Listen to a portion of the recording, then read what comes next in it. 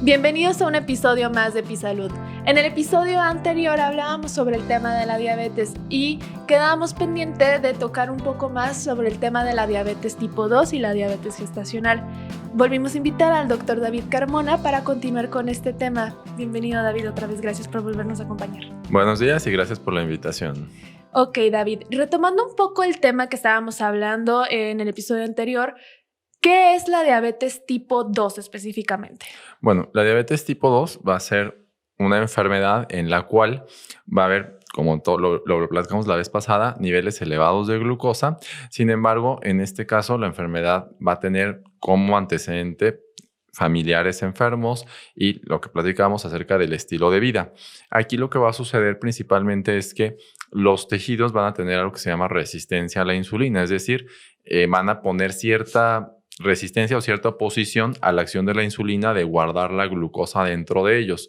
Entonces, eso va a generar que empiecen a aumentar los niveles de insulina con la idea de que pues más insulina venza esa resistencia. Entonces, en las etapas iniciales funciona, el paciente pues, sigue manejando niveles de glucosa normales, pero llega un momento en el que ya no va a ser suficiente y entonces comienza a subir la glucosa hasta que el paciente desarrolla diabetes.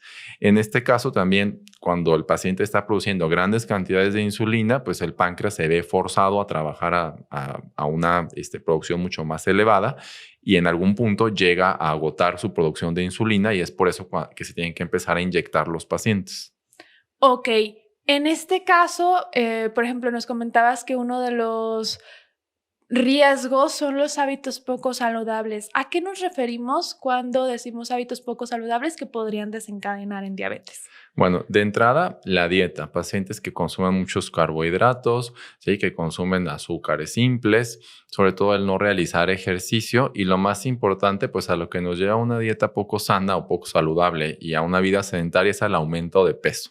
Entonces, entre más peso tenga un paciente, más riesgo hay de que llegue a desarrollar diabetes. ¿Por qué? Porque la grasita, aunque pueda no gustarnos simplemente cómo se ve, también es un tejido funcional, entonces produce ciertas hormonas que van a favorecer el desarrollo de la resistencia a la insulina. Ok, entonces, por ejemplo, si yo tengo como para hacer un checklist de qué tanto riesgo tengo de tener diabetes, si tengo familiares con antecedentes de diabetes, si tengo sobrepeso, si no tengo hábitos saludables como una buena dieta y no realizo ejercicio, ¿qué tan seguido tengo que estarme checando los niveles de azúcar en sangre? Bueno, idealmente sería hacerlo por lo menos una vez al año, ¿sí? Estar revisándolo y sobre todo lo que platicamos. Si yo veo que me empiezo a oscurecer del cuello, de las axilas, no nada más tengo que medir mis niveles de glucosa, tengo que medir también mis niveles de insulina.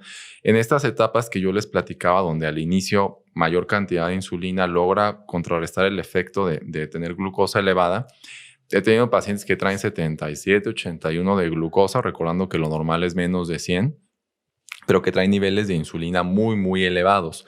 Entonces, en ese caso, lo ideal es medir las dos para ver si el paciente tiene resistencia a la insulina. Entonces, si tiene resistencia a la insulina, es un paciente que está en vías o en camino de desarrollar diabetes y tiene que tomar medidas de forma inmediata.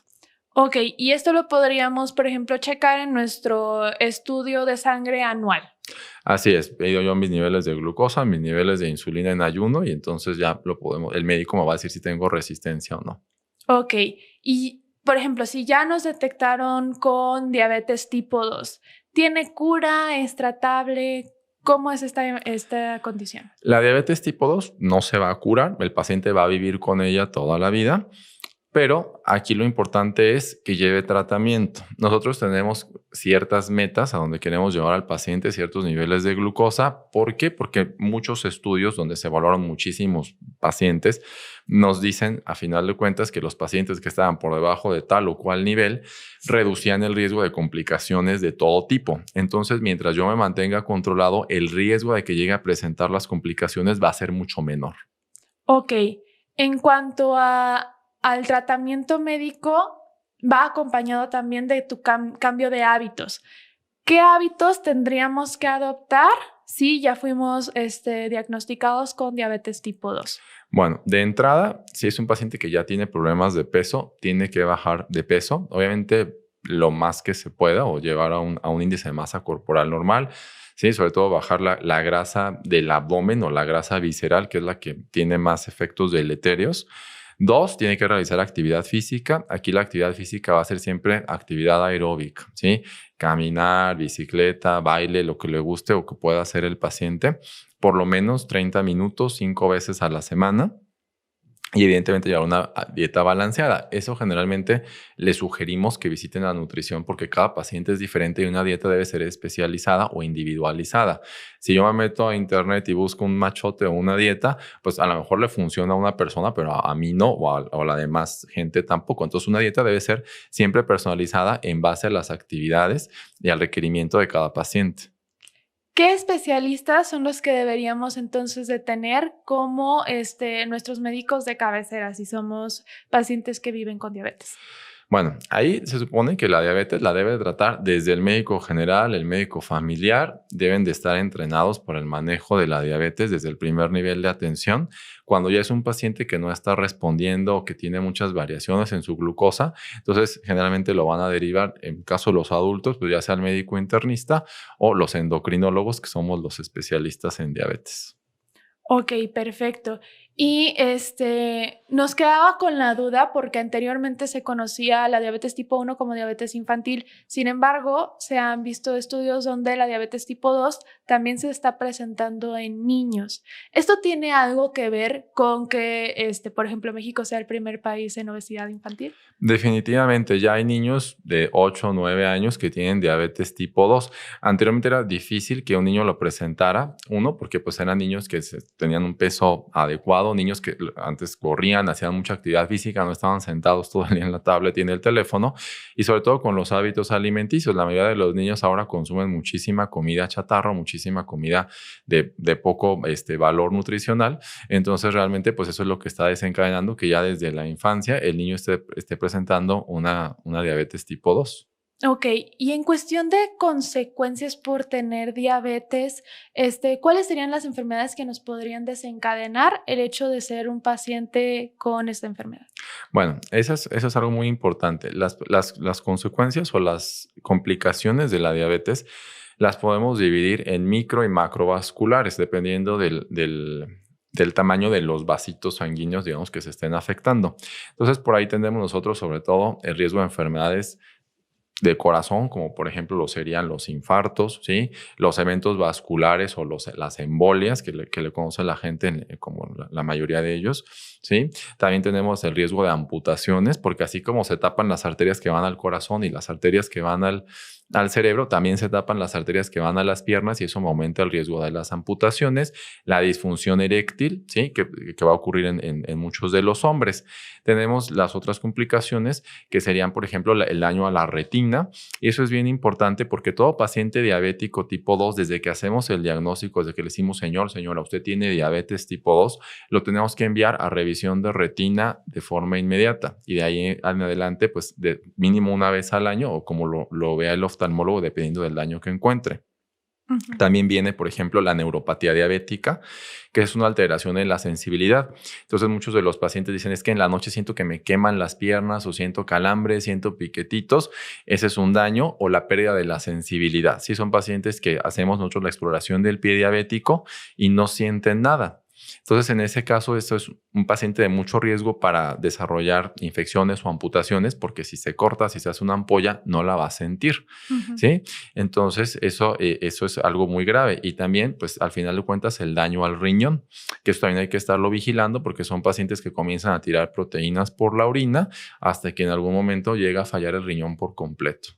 Si un paciente sigue su tratamiento conforme lo indica el médico y cambia sus hábitos alimenticios, ¿puede tener una calidad de vida estándar, por así decirlo? Definitivamente sí, mientras lleve su alimentación de forma correcta, se ejercite y lleve su tratamiento, mantenga sus niveles de glucosa, de colesterol en metas, el riesgo de que se complique va a ser muy bajo y va a vivir de buena calidad o por decirlo así, va a vivir con todos sus órganos y todas sus funciones completas. Ok, y a manera preventiva, ¿cómo podríamos nosotros tener unos hábitos saludables o cómo podemos prevenir la diabetes? Bueno, de entrada, pues manteniendo nuestro peso en metas, ¿sí? Haciendo ejercicio y cuidando mucho lo que comemos. No quiere decir que no vuelva yo a probar una cucharada de azúcar o que no vuelva a comer un pan, pero obviamente ahí tiene mucho que ver la cantidad y la frecuencia con la que yo haga el consumo de este tipo de alimentos. Ok. Y por último, ya vimos la diabetes tipo 1, ya vimos la diabetes tipo 2. La diabetes gestacional, ¿esta cuándo se presenta? Esa la vamos a ver en pacientes, obviamente embarazadas, a partir de la semana 24. ¿Sí? Entonces, a partir de la semana 24 es cuando podemos considerar que la paciente tiene diabetes gestacional. Son pacientes que tenían sus niveles de glucosa normales, que estaban todo en regla, pero a partir de la semana 24 del embarazo vemos que empieza a subir los niveles de glucosa y va a persistir a lo largo del resto del embarazo. Entonces, en ese caso, lo que tenemos que hacer nosotros es en las pacientes de riesgo, a partir de la semana 24, indicamos la curva de tolerancia a la glucosa para identificar a las pacientes que puedan tener diabetes gestacional. Ok. ¿Tiene alguna causa el por qué se presente? Sí, una de las causas que está muy relacionada es la producción de una hormona que es el lactógeno placentario, que va a inducir hasta cierto punto resistencia a la insulina y va a llevar a la paciente a desarrollar la diabetes gestacional. Ok, ¿qué cuidados deberían de tener entonces? En este caso, tenemos que ser muy estrictos. Inclusive las metas de control de glucosa son mucho más estrictas que en los pacientes que no están embarazadas, ¿sí? Entonces, de primera instancia va a ser la alimentación. Si en el paciente que no está embarazado o embarazada es importante la dieta, pues en este caso va a ser la base de todo el tratamiento, el realizar actividad física y obviamente si no llegamos a control con esto, pues iniciar tratamiento farmacológico.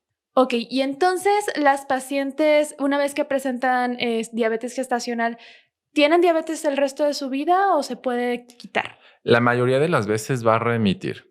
Lo que hacemos es, después de que nace el bebé, realizamos una curva de tolerancia a la glucosa y valoramos si la paciente recuperó sus niveles y se encuentra totalmente normal, entonces remitió, que esa va a ser la mayoría de las veces.